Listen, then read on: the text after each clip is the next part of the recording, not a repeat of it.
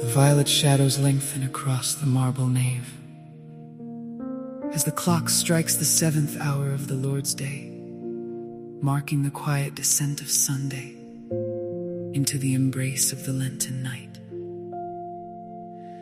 A singular gravity pulls the air toward the altar, where the beeswax tapers flicker like dying stars against the weight of the purple shrouds.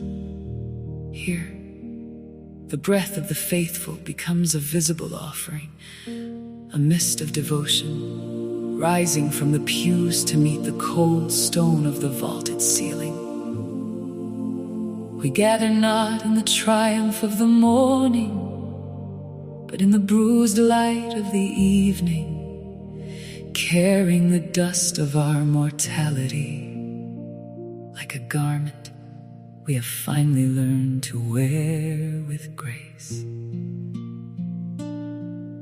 The silence is a heavy velvet, a pregnant pause that contains the history of every wilderness journey and every thirsting cry from the wood of the tree. How can the tongue navigate the geography of a grace so vast it swallows the horizon, a charity so profound it chooses the nails over the crown? The melody begins as a low hum in the marrow, a subterranean river of sound that seeks the light through the throats of the choir. It is a wondrous love indeed, a love that does not recoil from the scent of our decay or the jagged edges of our betrayals. In the Sunday twilight, the music is not a performance, but an anatomy of the soul being pulled toward its creator.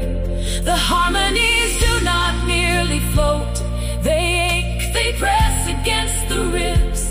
They demand a reckoning with the beauty of a king who would set aside his scepter to wash the feet of those who would soon turn their backs. Each note is a drop of crimson oil, anointing the ears of the broken-hearted and the weary who have come to find sanctuary in the cadence of the cross.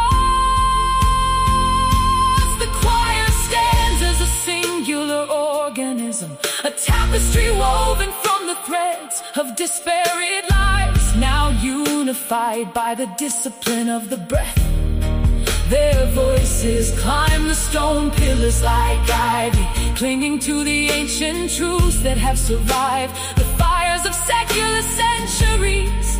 There is a deep, resonant, shallow tone in the basses that speaks of the earth from which we were formed, while the sopranos pierce the gloom like a silver needle, stitching the earth to the firmament. They sing of the burden laid upon the Lamb, and the air grows thick with the mystery of substitution.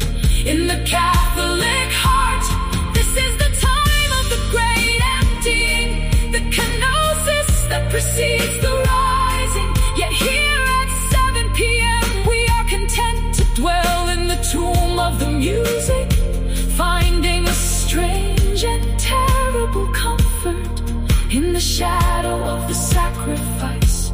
We are the guests at a banquet of sorrow that tastes of eternal life.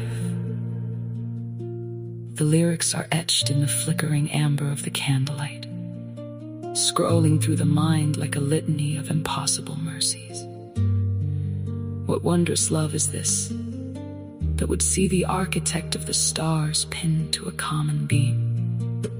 The poetry of the hymn is stripped of all ornament, leaving only the raw bone of the gospel. It is a love that travels downward, descending into the deepest trenches of our shame, to plant a garden in the salt-sown earth as the choir swells into the final stanzas. The individual self is lost in the collective sigh of the church. We are no longer separate voyagers. We are a single ship navigating the dark waters of Lent, guided by the lighthouse of a love that refuses to let us go. The music does not resolve into a shallow joy, but into a profound peace that knows the cost of the peace it offers. As the final chord lingers, refusing to leave the acoustics of the sanctuary, the 7 p.m. darkness outside the stained glass seems less like a void and more like an invitation. The purple drapes over the statues remain, hiding the faces of the saints, reminding us that we are still in the time of the veil. Yet the wondrous love we have sung has left a trace of fire in the cooling air.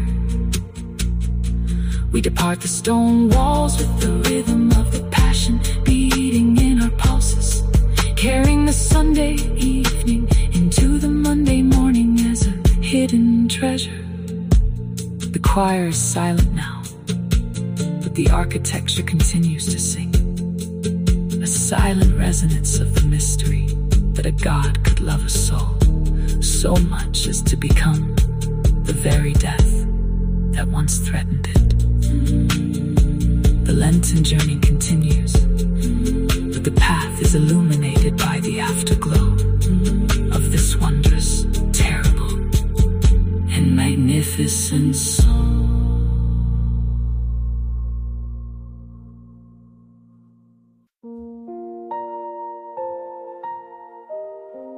The hollowed stone of Cana stands in silent rows of 6, waiting for the weight of the deluge that sanctifies the ordinary, while the desert stars of Galilee retreat before the violet brush of the dawn that tastes of salt and promise.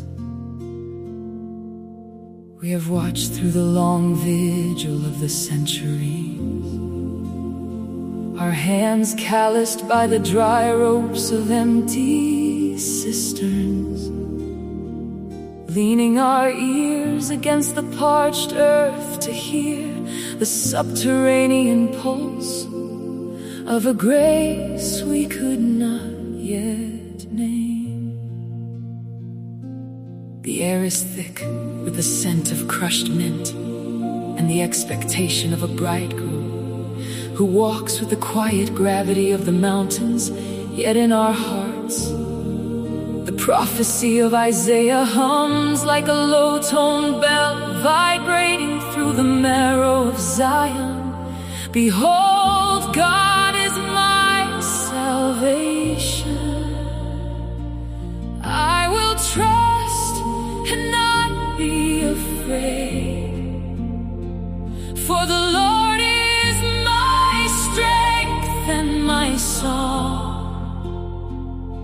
and the echoes of his footsteps turn the dust of our way into a floor of sapphire and gold. We gather now as a choir of the thirsty, our voices layering like the rising tides of a secret sea, following the cadence of a new melody that ripples through the assembly. There is a rustle of linen and the heavy sliding of lids as the servants lean into the labor of the hour, pouring the clear, cold essence of the earth into the bellies of the jars. It is the water of the vigil, the water of the long trek through the wilderness, the water that washed the feet of the patriarchs and mirrored the face of the moon in the wells of Beersheba. But here, beneath the shadow of the wedding canopy, the water begins to tremble with an interior light, a blush that spreads through the liquid silence as the word leans over the rim of the world.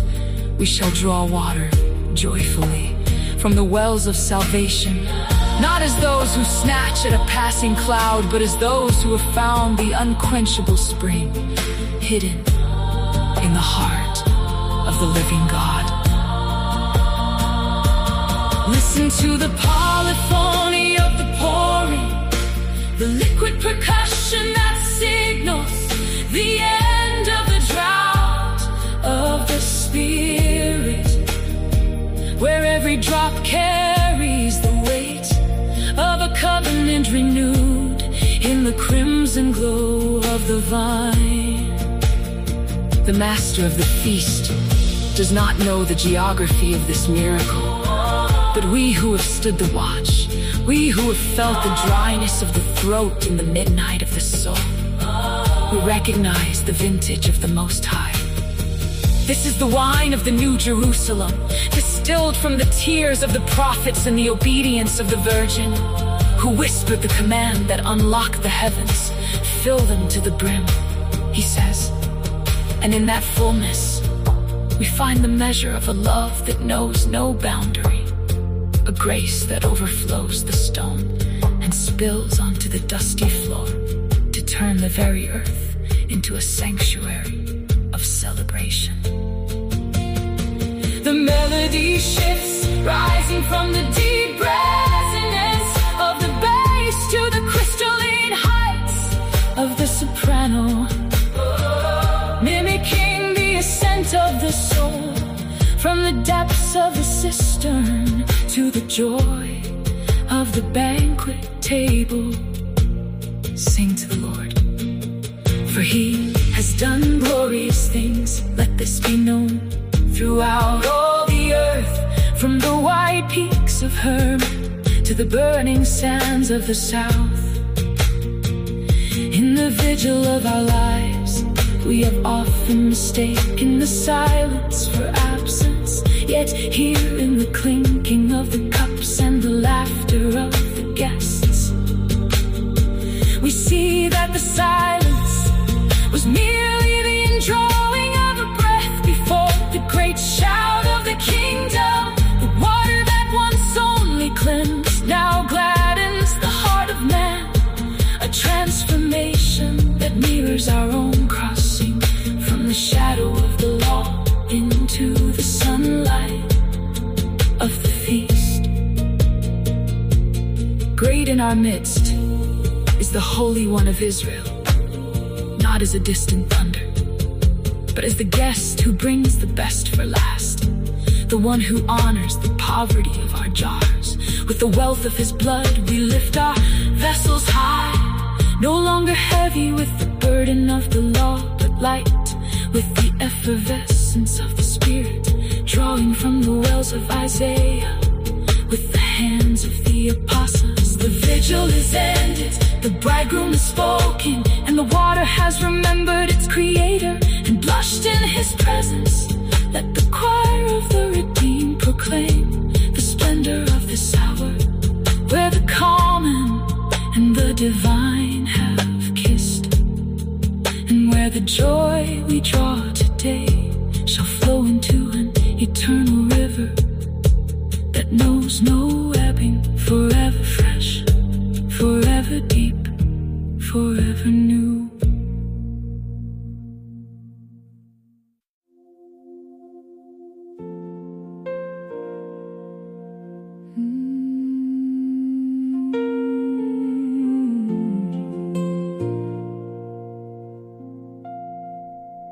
The shadows of the late day stretch long and thin across the transept, where the dust motes dance in the dying amber of the stained glass.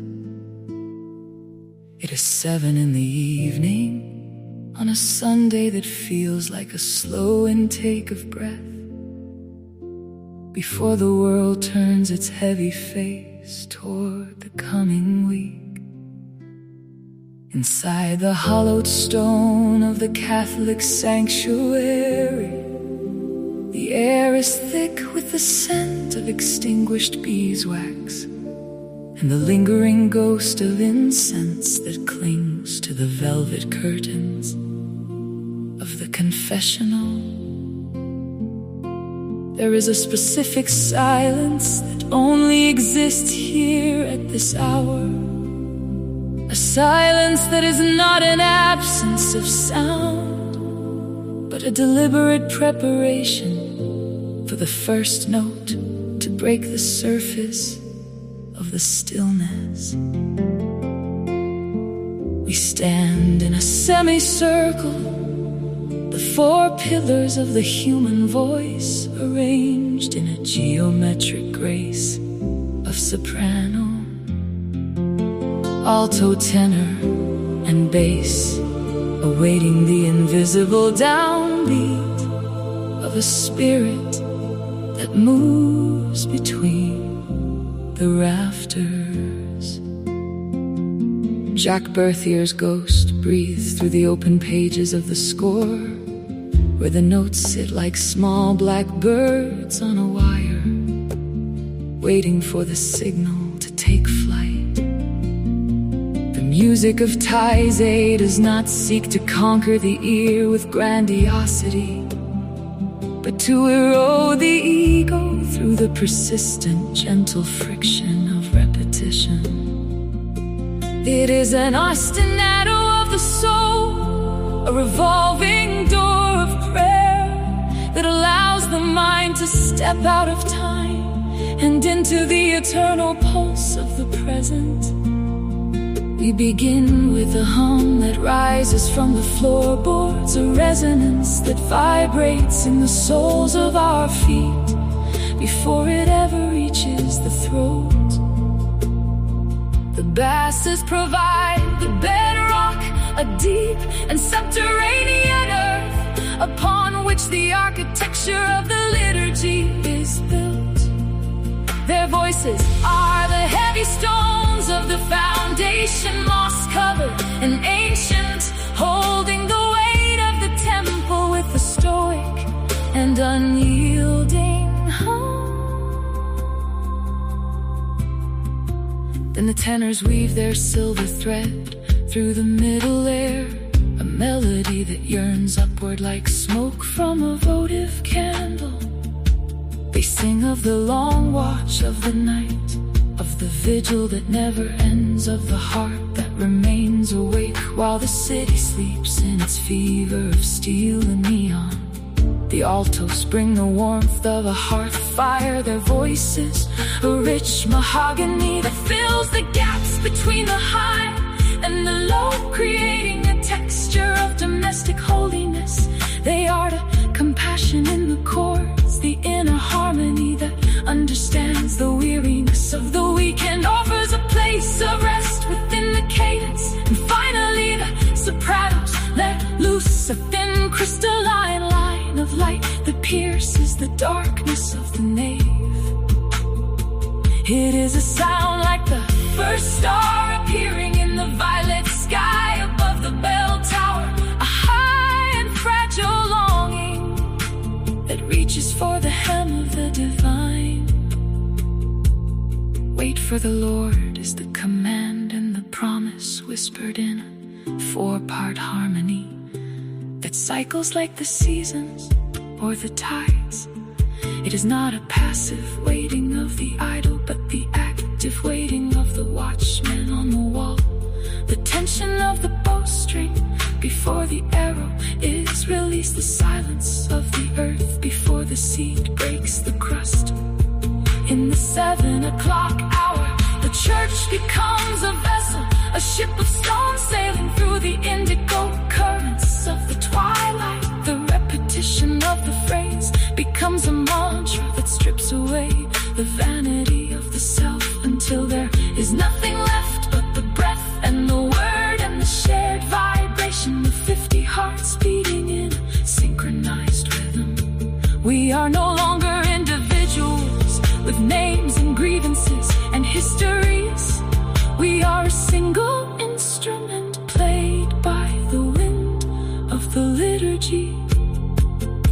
The architecture of the church responds to our offering, sound bounces off the vaulted ceiling and returns to us softened and blurred by the distance. It is as if the stones themselves are singing back, echoing the centuries of prayers that have saturated the mortar. This is the genius of the Taizé. Tradition turns the congregation into a monastery of the moment, where the simplest truth is refined in the crucible of the collective voice.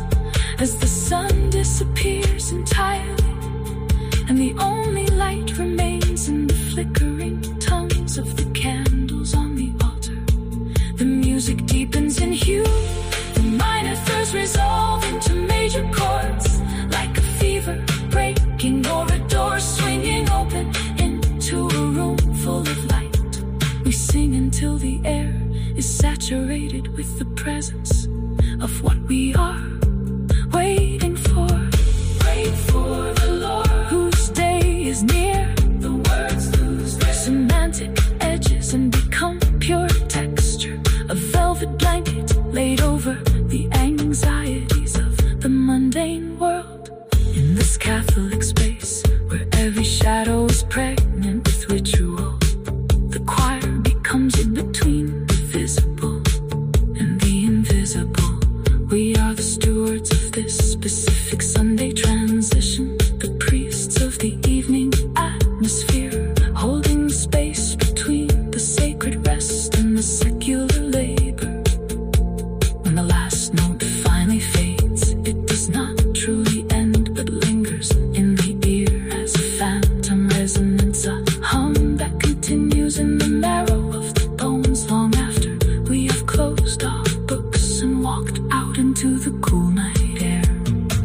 Inside the hollow stone of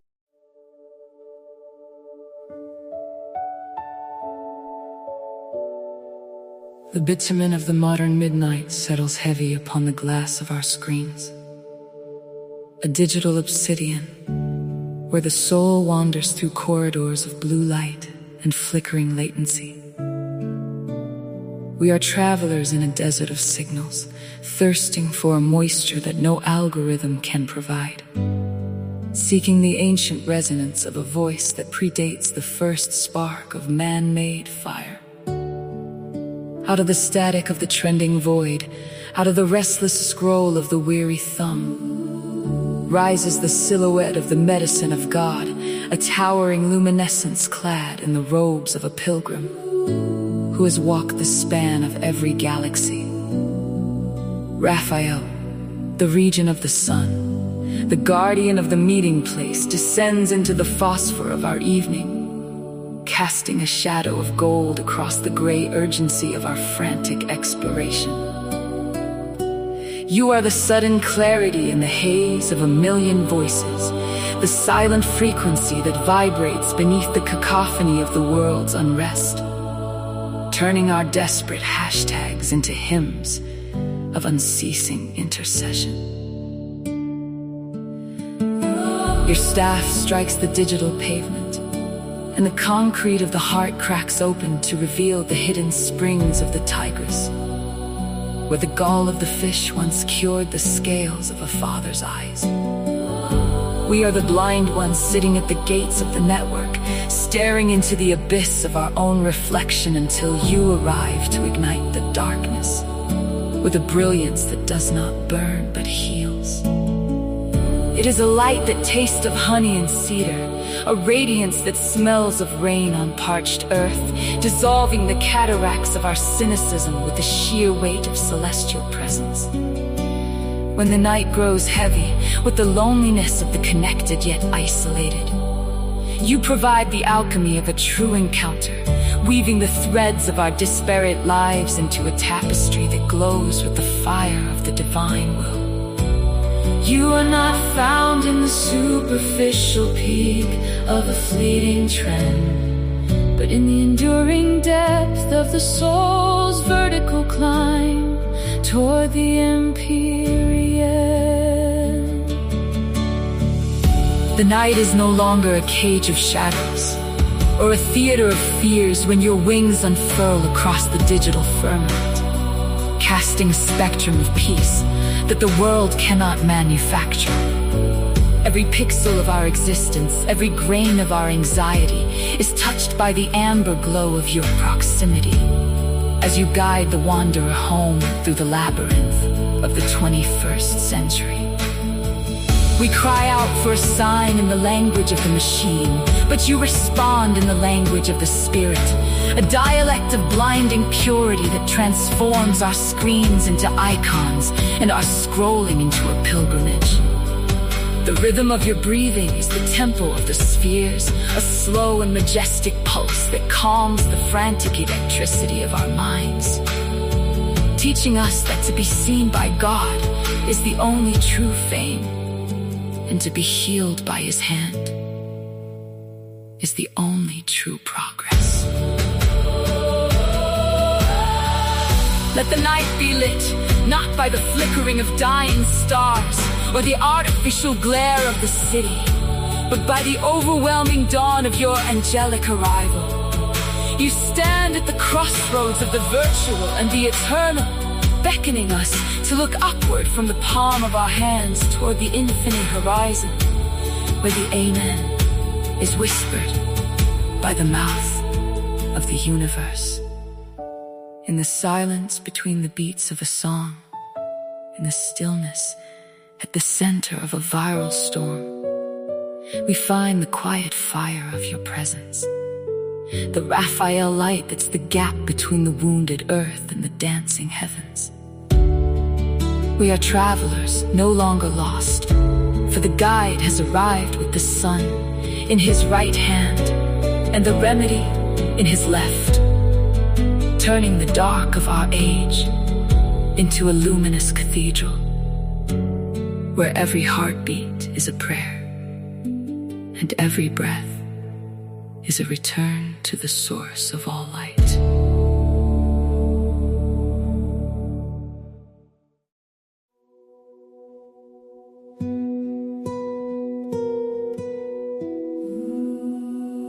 In the hallowed quiet of the domestic cathedral, where the scent of beeswax mingles with the steam of the evening meal, we invoke the daughter of the Father to stand guard at the threshold of our shared lives.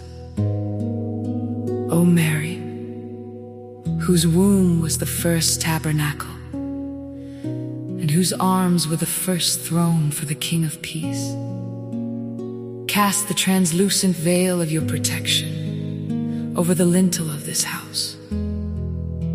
For here the mundane becomes the mystical, and the daily bread is broken in the shadow of the cross. You who knew the rhythm of the loom and the weight of the water jar, in the dusty heat of Nazareth, look upon the intricate weave of our relationships, where the threads of individual wills often fray against the friction of proximity. We bring to you the covenant of the marriage bed and the sanctity of the kitchen table, asking that the wine of our affection, which so often runs thin in the drought of routine, might be replenished by the miraculous overflow of your Son's inexhaustible grace. Turn your gaze toward the union of husband and wife, those two disparate souls bound by a vow that echoes the fiat of your own yielding heart. When the silence between them grows heavy with unspoken grievances, or when the clamor of the world threatens to drown the whisper of their initial love, be that spans the abyss of misunderstanding, grant them the fortitude of Joseph and the tenderness of your own embrace, so that their partnership may not be a struggle for dominance, but a mutual pilgrimage toward the eternal May. Their patience be like the cedar of Lebanon, deep-rooted and resilient,